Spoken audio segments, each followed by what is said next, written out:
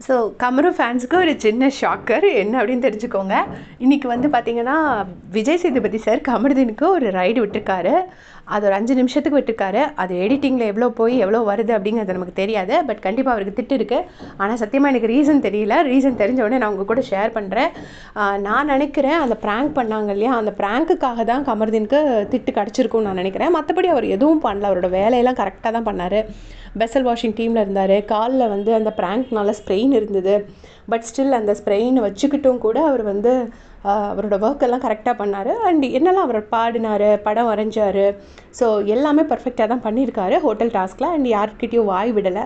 But அந்த ப்ராங்கில் வந்து கொஞ்சம் ஓவர் போட் போயிருப்பாங்க. அது அஃப்கோர்ஸ் ப்ராங்க் தான். இருந்தாலும் அதுக்காக தான் அந்த ரைடு இருக்கும் அப்படின்னு நான் நினைக்கிறேன். எனக்கு என்னால் ரீசன்ஸ் கெஸ் பண்ண முடியல.